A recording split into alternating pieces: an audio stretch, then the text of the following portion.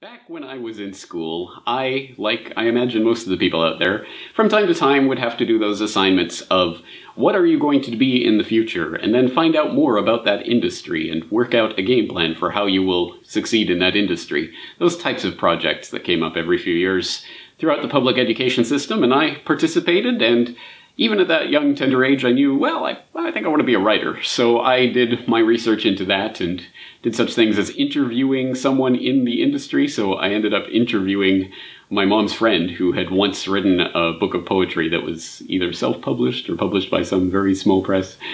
Things like that, which even at the time I realized probably weren't that helpful for me. Perhaps would have been more helpful for people in different industries. But anyway, for me I kind of recognized that that wasn't going to be a particularly fruitful activity. And yet I participated, thinking that I don't know how it's going to work out, but someday I'll be a writer. Well, I guess I achieved that dream, in a way, through the website. But I guess if I had to, what industry is it that I'm in? Am I a podcaster? Is that a career? I don't know. I guess I'm finding out as it happens.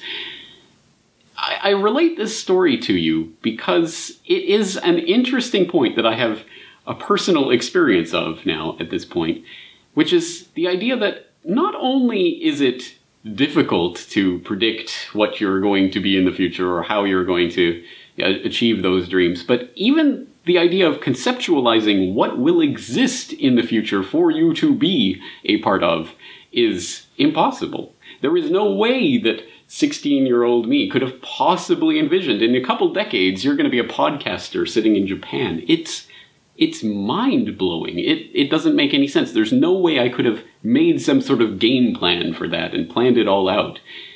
Now, this is important because obviously it's not about one person's individual story. It's about every person's individual stories collectively. They all have this aspect to them, and increasingly so as the nature of the economy changes at a faster and faster rate. The ideas of even what industries there were starts to change. Now, that's not always a happy story by any means, but it is nonetheless a fact of life, and it demonstrates an even bigger point, which is that we shouldn't be thinking about who is best to manage the economy. Which team do we want in position of power X, whether that's the Oval Office or whatever country you have, whatever type of place of power they might have. What person is going to oversee and manage every facet of that to make life better for everyone? It's a fool's game to even try to answer that question, because the real answer is that, of course, it's not just that we don't have the right people in charge of the economy, it's that no one is in charge of the economy. No one could be in charge of the economy. Or, to speak more realistically, the Cadillaxy. That's a word to add to your list. One that I will flesh out in the future in more detail, but just look that one up. Really, we have all of these people interacting in ways that can't obviously be predicted and shouldn't be dictated, because these are free individual human beings making their own choices. And on top of that, you have changing relations, changing technologies, everything is in flux. So that even if you could somehow know and understand what is best for each individual out there at this moment in time, that could be completely different at a future moment in time, because things have changed.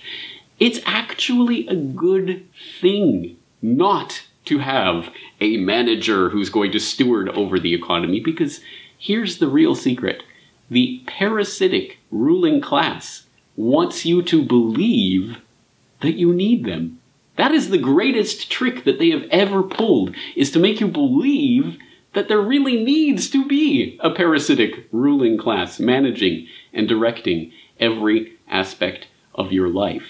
Well, it's not just that we have the wrong people in those parasitic ruling positions of power to dictate to people. It's that even if they were angels descended from heaven to only do what is best for you and your country or whatever unit you want to divide yourself up into, the point is that they can't. They can't manage it. You cannot manage the spontaneous interactions that happen between people every day.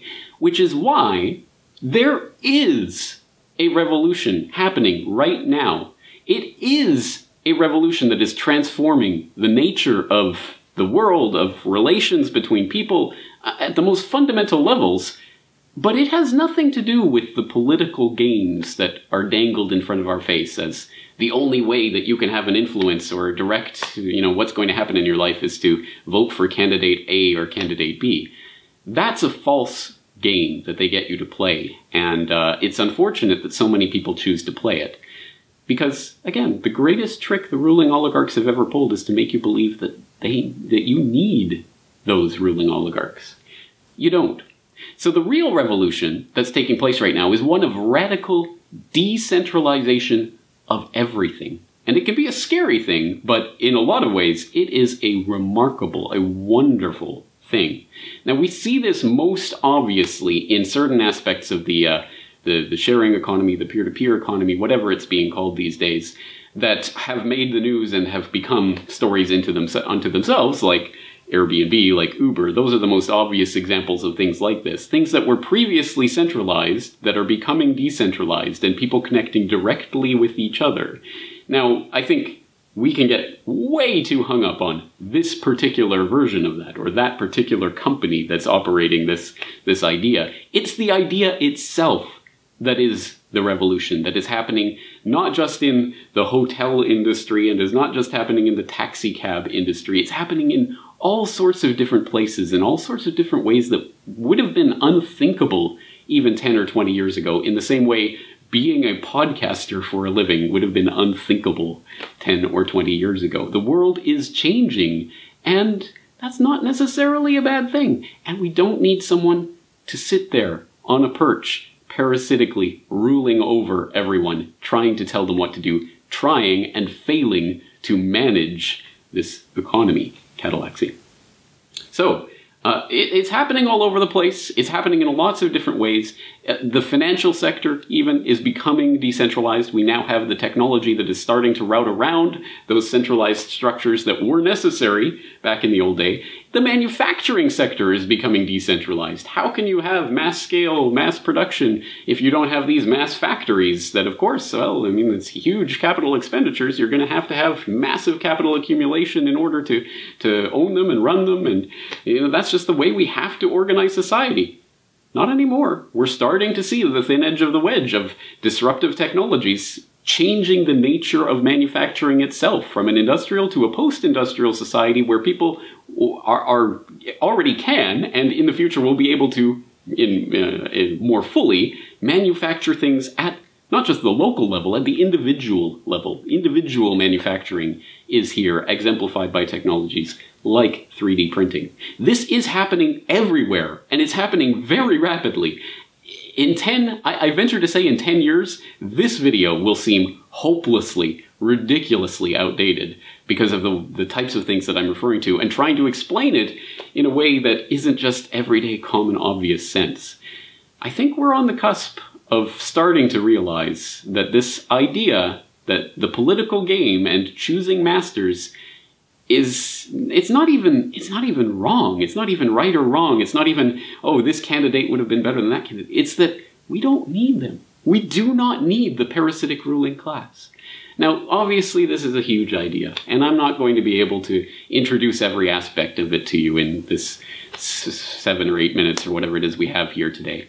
So I'm going to, once again, I'm going to put a bunch of links in the show notes so you can start taking a look at the different ways these disruptive ideas and technologies and social relations are changing the world around us. Not necessarily for the better, but sometimes for the better, but sometimes just changing. And that is happening. Whether you like it or not, whether you're participating in it or not, it's happening. And that's where the real action is. The choices that you are making with relation to the people that are around you, the things that are happening around you, that is reality. The political theater is just people on a stage trying to rule over you and trying to convince you that you need to be ruled over. I'm here to try to break that paradigm, so this is just one foot through that door, and I'm inviting you to step through. Once again, I'll leave you with the word of the day, Cadillaxy. Look that one up. And I'll leave you with the show notes in the show notes for this video. So once again, this is James Corbett of CorbettReport.com. Thanking you for joining me. Talk to you again soon.